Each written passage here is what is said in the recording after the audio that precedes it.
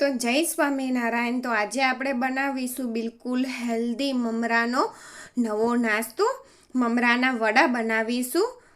તો તેની માટે અહીંયા મેં 4 કપ એટલે ઘરમાં રહેલી તમારે કોઈ પણ વાડકી સેટ કરી લેવાની, તેનાથી 4 વાડકી ભરીને મેં મમરા લઈ લીધા છે. ઘરમાં રહેલું તમારે કોઈ પણ વાડકી કે વાડકો તમારે સેટ કરી લેવાનું અને તેની અંદર પાણી રેડી અને તેને 8 મિનિટ માટે સરસ રીતે આ રીતે હાથથી બધા એક સરખા કરી અને તેને સાઈડ પર રાખી દેવાના છે સોક થવા માટે. તે સરસ પલળી જાય તેટલા માટે 8 મિનિટ માટે તેને રહેવા દેવાના. તો 8 મિનિટ થઈ ગઈ છે અને મમરા સરસ રીતે પલળી ગયા છે. તો તેને આ રીતે મેં કાનાવાળા ટોપામાં કે કાનાવાળી જારીમાં તમારે કાઢી લઈ અને હાથથી પ્રેસ કરી અને પાણી કાઢી નાખવાનું. ત્યાર પછી એક બાઉલમાં લઈ અને આ રીતે હાથથી મસળી નાખવાનું. જુઓ આ રીતે પલાળીને રાખ્યા છે એટલે તે સરસ રીતે મસળાઈ જશે. તો જો મમરા સરસ રીતે મસળાઈ ગયા છે અને જે વાડકીથી આપણે મમરા માપ્યા હતા તે જ વાડકીથી અડધી વાડકી એટલે કે અડધો કપ મેં ચોખાનો લોટ લઈ લીધો છે, જેનાથી આપણા વડાની અંદર બાઇન્ડિંગ આવશે. એક લોટ જેવું બંધાશે. 1 ટીસ્પૂન જેટલા કાળા મરીનો પાવડર, અહીંયા મીઠા લીમડાના થોડા પાન લીધા છે, થોડા ઝીણા કટ કરેલા ધાણા અને 1 લીલા મરચાંને ઝીણું કટ કરીને લીધું છે કે પછી તમે તેની પેસ્ટ બનાવીને પણ લઈ શકો છો અને તીખાશ તમે તમારા ટેસ્ટ પ્રમાણે વધારે કે ઓછી પણ કરી શકો છો. અને 1 ટીસ્પૂન આદુની પેસ્ટ લીધી છે. જો તમારે તીખાશ વધારે જોઈતી હોય તો તમે મરચું વધારે ઉમેરી દેજો અને સ્વાદ પ્રમાણે મીઠું ઉમેરી દેવાનું. ને સરસ રીતે આપણે તેને લોટ બાંધવાનો છે. ને લોટ કેવો તો નોર્મલ બાંધવાનો છે, રોટલીનો લોટ જે રીતના આપણે બાંધતા હોય છે તેના જેવો. તો જો આ રીતે સરસ બંધાઈ છે, હવે આપણે તેને પરફેક્ટ બાંધવા માટે અહીંયા મેં 1/4 કપ દહીં લીધું છે, મોડું દહીં લીધું છે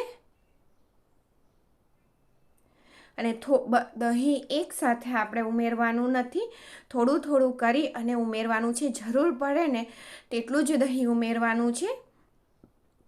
અહીંયા 1/4 કપ દહીં પૂરું જતું રહે છે, પણ દહીં પાતળું જાડું એ રીતનું હોય એટલે એકસાથે આપણે તેને નહીં ઉમેરી દેવાનું.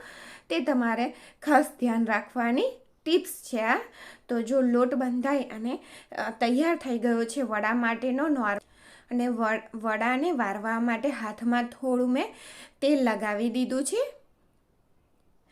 અને આ રીતે સરસ નાનો એક લુબો લઈ અને તેને આમ હાથમાં મસળી અને પછી વાળી દેવાનું. જો તેલમાં તળતી વખતે તે ફાટી જતું હોય, ફાટે નહીં, પણ જો કદાચ ફાટે તો તમારે ફાટી જાય તો તમારે થોડોક ચોખાનો લોટ ઉમેરી અને ફરીથી તમારે તળવા માટે રાખવાના. પહેલાં એક તળી જોવાનું અને જો વચ્ચેથી આ રીતે આપણે હોલ કરી દઈશું, જેનાથી તે અંદરથી પણ સરસ રીતે તળાઈ જાય.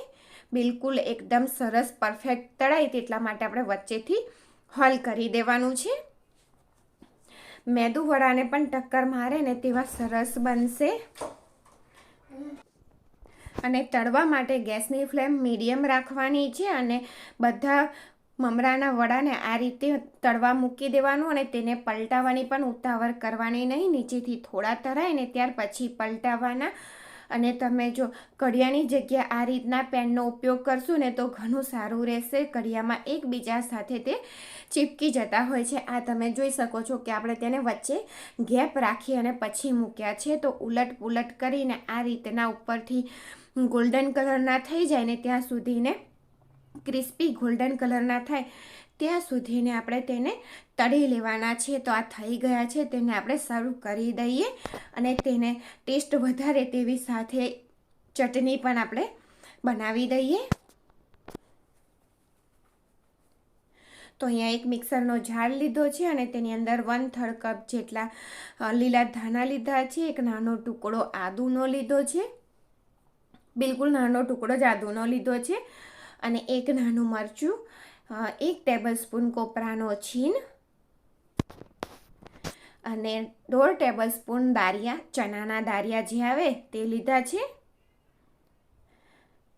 મીઠું ઉમેરી દેવાનું અને 1/2 ટેબલસ્પૂન ખાંડ અને ખાટો મીઠો ચટણીનો ટેસ્ટ આવે તેટલા માટે આપણે 1 ટીસ્પૂન જેટલું લીંબુ ઉમેરી દઈશું અને બધી વસ્તુ સરસ રીતે પીસાઈ જાય તેટલા માટે 1/4 કપ જેટલું પાણી ઉમેરી દઈશું. તો આપણી ચટણી પણ એકદમ સરસ તૈયાર થઈ ગઈ છે અને તેનો પણ હજુ સ્વાદ વધારે તેના માટે આપણે એક તડકો કરી લઈએ અને થોડું પાણી રેડી અને મેં થોડી પતલી કરી લીધી છે. તો તડકો કરવા માટે તડકા પેન લઈ લીધું છે અને તેની અંદર 1 ટીસ્પૂન જેટલું તેલ લીધું છે અને તેની અંદર તેલ થાય એટલે રાઈ ઉમેરવાની થોડીક અને મીઠા લીમડાના પાન ઉમેરવાના અને સરસ રીતે કકડી ગયું છે તો તેને ચટણીની અંદર ઉમેરી દઈએ. અને જો મમરાના વડા અને ચટણીની રેસીપી ગમી હોય તો મારી ચેનલને લાઈક કરજો, શેર કરજો અને સબસ્ક્રાઈબ કરજો. અને જો વિડીયો પસંદ આવે તો કમેન્ટ આપજો અને ના પસંદ આવે તો તમે ડિસલાઈક પણ કરી શકો છો તમારી ઈચ્છા હોય તો. પણ વિડીયોમાં તમને કેવો લાગે છે રેસીપી તે કમેન્ટમાં જરૂરથી જણાવજો. તો જુઓ કેટલા સોફ્ટ બન્યા છે, મેદુ વડાને પણ ટક્કર મારે તેવા બનીને તૈયાર થયા છે મમરાના વડા. તો થેન્ક યુ ફોર વોચિંગ.